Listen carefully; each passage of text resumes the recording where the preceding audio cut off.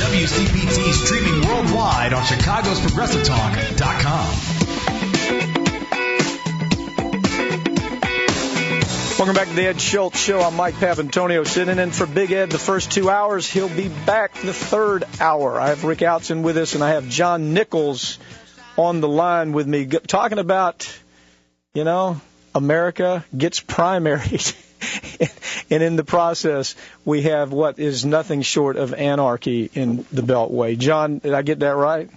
You're about right. This term primaried, right, which has now become a part of our parlance, of course it refers to a incumbent politician who is challenged from within his or her own party by generally a more extreme wing.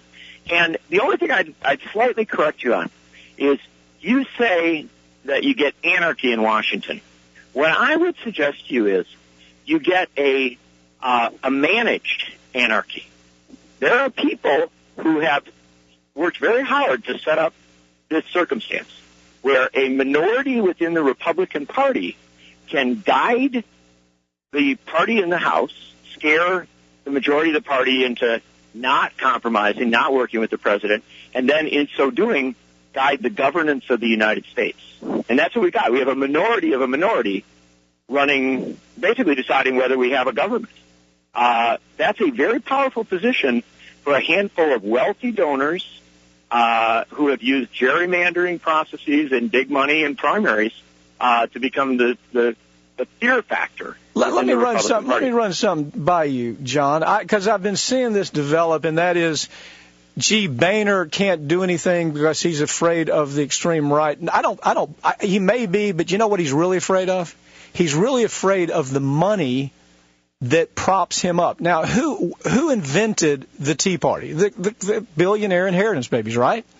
The Koch brothers. The Koch brothers fund Americans for prosperity. Exactly. Which is the backbone of the Tea Party. So they invented it. So now the Tea Party is doing exactly what the Koch brothers and the other billionaire inheritance babies wanted them to do. So the phone call that's bothering Boehner is not the phone call from the crazy right. All the crazy right is the cuckoo vehicle for the billionaire inheritance babies. What Boehner's concerned about is he is the boy of these billionaire inheritance babies. He's getting his marching orders from them, and he's doing what he's being told to do. That's why he won't put this thing up for a vote on the floor. He knows he'd lose it. Well, I'll take you a step further. I don't think the call needs to be made. I think that John Boehner knows full well what he has to do, right? He doesn't have to be told what to do, because the outlines of power within the Republican Party have been defined. And so it's not like somebody has called up and say, John Boehner, you got to do this. He knows full well that he can't move with any kind of flexibility. He cannot be a strong speaker or a strong leader. He can't put country above party, because the fact of the matter is, and this is the key to this, the way that this power is accumulated, many people mistakenly say, oh, well, at some point Wall Street, the wealthy, big corporate Republicans, they're going to demand that House Republicans get their act together and allow government to function again. And it's true that there are a lot of corporate types, a lot of business types who don't like this shutdown. But the people who have organized to give money in Republican primaries, they want it. Right. And I'm telling you, John, I call it anarchy because, it's controlled anarchy. There's a plan behind the anarchy, but it's nevertheless what they want. Listen, don't you, what about this, John? I mean, think about this. They don't want an EPA, right? So now, isn't there argument that, gee whiz, we've done fine without the EPA during the shutdown, so let's cut the EPA by another 50%. They do that. We don't need, we've operated fine without OSHA during the cutback. We've operated fine without food inspections during the shutdown. Therefore, let's cut some more. Anarchy works to the benefit of the billionaire inheritance babies who want to change the face of American politics. This isn't about Obamacare. Obamacare is just one of the things. It's just one of the things that seems to be the loss leader here. But it's really come down to a bigger picture in my mind.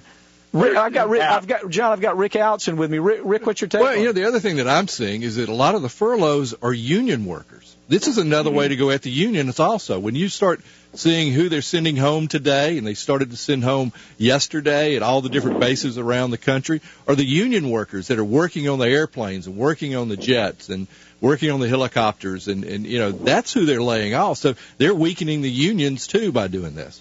Well, in fact, both of you guys nail it there, because they actually say this. This isn't some secret. You're not exposing some conspiracy theory. They go on right-wing talk radio, and you'll hear Ted Cruz say, everything's working fine. See, we don't really need the government. And that's a big part of it. That is a part of their messaging. But there's another aspect as well, and this is perhaps more nefarious and in many ways much more significant. What has happened over the last 20 to 30 years in America? We've had one of the most massive redistributions of the wealth upward in the history of the planet. We now have a huge income inequality gap in this country. Our rich are richer than the rich have ever been. And so things have gone pretty well for them. Do you really want an activist and functional government? Forget about what government does. Do you want a government that might be discussing how... No, but seriously, do you want real debates in Congress about poverty and job creation and climate change and issues like that? Isn't gridlock when you're already, at historic levels of wealth, Gilded Age levels of wealth? And every day it gets greater, and every day they can be obstructionists. Why would Obama. You interrupt? Exactly. Why would you screw with that? Yeah. Why would you mess with that? So I say that my position is they want anarchy. Your position is they want controlled, managed anarchy. The Green Democrats, matter of fact, just tweeted to say, John says, we have a managed anarchy in Washington deciding if we have a government. That's basically your take on it, right? I think so, and I think that we have to. I would throw the word managed in only because it's very, very important that we understand a lot of this stuff is structural. It's based on tens of millions of dollars thrown into buying the computers, hiring the staff, so that you can do professionalized gerrymandering of congressional districts to make them overwhelmingly Republican, so that even reasonable Republicans in Congress are afraid to speak up because they never fear a November election. They fear their primary. And so these folks who have been working this angle for a long time have now created a circumstance where by controlling the Republican Party in the House of Representatives and causing even, relatively reasonable conservatives not to speak up, not to say, yeah, it's time for us to reach a compromise, they end up with a situation where with a minority, they can dominate everything. I saw a decent analysis. The analysis was the last time this happened, of course, with Clinton. Clinton had a favorable rating that's about the same as Obama's right now. The Republicans controlled both the House and the Senate. You had some real similarities of where we were from economy-wise, et cetera, and then all of a sudden, the Republicans got hammered then.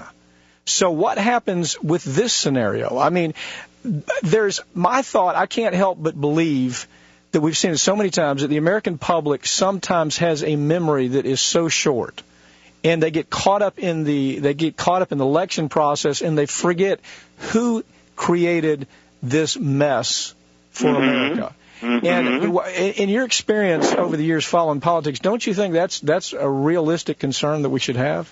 Oh, sure, because our media doesn't seem to be able to focus on anything or keep perspective for a long time. I think that's a real factor when you have a shout fest rather than the kind of analysis that we minimal humans are doing right now. It is a problem. But let me also throw one other structural component in there that relates to all this. When Clinton and Gingrich were stirring it up back in 95, the Republican caucus had 236 members in it in the House. And today it's 232. So it's virtually identical size Republican caucus. But within Gingrich's Republican caucus, 79 members, more than a third, came from districts that had voted for Bill Clinton for president. Today, in Boehner's Republican caucus, it's only 17. So you understand what's happened here. They have, through gerrymandering, delinked their caucus from November elections. They don't represent swing districts. They have so carefully drawn them that The fear factor is on the primary, not on the general election. Yeah, well, I mean, who is the crazy that's going to run in the primaries? That's exactly right. That's right. Well, and there's no way to get out of that until gerrymandering problem is corrected, because they've appealed to the most cuckoo element of every state. The South. Take a look at the South. I don't know how they'll ever recover. From Texas to South Alabama, Mississippi, Georgia, North Florida. It is just insane the way everything's been gerrymandered. John, thank you for joining me, okay? Great conversation, gentlemen. Keep it up. 877-934-6833. Follow me on Twitter, Ring of Fire Radio. I'm Mike Papantonio. I got to tell you something. Is if we really analyze what's happening, there is some truth to the fact that this is kind of a controlled anarchy that is being bought and paid for by billionaire inheritance babies that love to see what's happening. Shut down the EPA and then be able to say, you see, we didn't need it anyway. Shut down OSHA and say, you see, we didn't need it anyway. Shut down the IRS to some degree and make sure that the inheritance babies don't have to pay their fair share of taxes. Understand, these are the people who invented the Ted Cruzes. You see what I'm saying? They invented Ted Cruz. Ted Cruz came out of nowhere, and he came out onto the scene with the Koch brother money. Rick Scott came out of nowhere with Koch brother billionaire inheritance. When I say Koch brothers, that's not just them. It's the entire confederation of these characters who've really never worked a day in their lives. Most of them are, they were born on third base, and they'll tell you that they hit a triple. But the truth is, they've been given everything, and they just want to keep everything. So they had to invent the rabble. They had to invent the crazy villagers with pitchforks. Okay? And once you invent the crazy villagers with pitchforks, it's really great when you can put them in positions of power like the House of Representatives. And part of the plan to do that was you had to gerrymander the United States of America in a way to where you would have a house of the real cuckoos with pitchforks. But to do that, you had to take over the state legislatures. State by state. You had to take state by state, take over the governor house, have to take over those positions. It was a long-term strategy that created what we've got right now. And you're right. By shutting down the government, the Koch brothers are getting everything they want. Yes, and the longer it goes, the better. So don't believe for a second that the people that are out shouting at park rangers about, the blockading the war memorial in Washington, don't believe for a second that the people back home watching their lunatic legislator do these things, don't think that doesn't bode well for him back home. It does, because it is the crazies that elected the crazy. If you sometime take a look at what was done with the gerrymandering maps, you move exactly through the areas where people are, and I describe them as stale, male, frail, and they are what represents the new teabag Republican movement. So when you put their leadership right there in the Beltway, what happens is exactly what the billionaire inheritance babies want to happen. Every time I hear, oh, this is bad for the Republicans, yeah, it may be on a national election, but state by state, Rick, does this really affect Rick Scott in Florida? No. Rick Scott won running against Obama, even though Obama wasn't in the race. Yeah, exactly. So, look, let's go to these callers. Marty in Madison, are you there? I am. Thank you. You and John Nichols are just fantastic, but I find it hard to follow up the enormity of the money spent by the Koch brothers and their ilk. We can't comprehend it. I'm a union guy. I've got some college. But day after day, the people that I talk to out in my daily job, around town, they just don't get it. They're just not seeing it. They don't care, or the language is too difficult, or the concepts are so huge. Marty, they billions of dollars spent. We just don't get it. They think they have something in common with the Republicans. Fear. Now that is fear factor. Fear. That Fear drives everything. Fear drives everything. There have been, Marty, there have been some of the greatest studies by some of the most talented, credible scientists done on what it is that drives the Republican mentality. And you know what? At the heart of it is fear. It is that child. You know, when I listen to him on television sometimes, or I'm in a debate with him where I'm on one of those panels where, you know, I used to do with Fox News where it'd be me and three other of them, whatever the hell they were, and I would look at him and I would smile. You'd see me smile because I'm looking at him. I can visualize them in Oshkosh baby pants, you know, the Oshkosh whining like they did when they were children, when mommy dropped them off at kindergarten. It was fear then, and fear drives the conservative mentality. You know, you can argue with that all you want, but every legitimate study that's been done shows that fear is at the heart of everything that drives these conservatives. So, now let's take that, and let me tell you this. The people at the top that are driving the rabble, you know, the townspeople with the pitchforks, they're not afraid. They're simply smart. They have nothing in common with the rabble. They wouldn't let the rabble use the service elevator in their 30,000 square foot mansions. But the rabble has been successful in putting rabble leadership in Washington.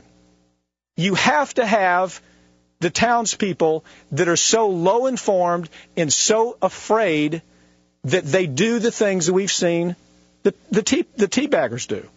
But they've had a good vision, and you got to hand it to them. The billionaire inheritance babies have had good advisors, and they've succeeded. Rick, well, you write about this all the time. Well, and it's dependent on they've compromised a certain segment of the media. They've got Fox News in their area. They control the talk radio world, and then on top of that, then they have the rest of the media. Mainstream media is fairly weak because these guys hold advertising dollars. So there's not other than Ed, other than you, other than a few handful of people, there are not a lot of people speaking out against them. Well, it's fewer and fewer if you think about it. We know that we're having an effect. There's no question. We know we're having an effect. We just have to keep it up.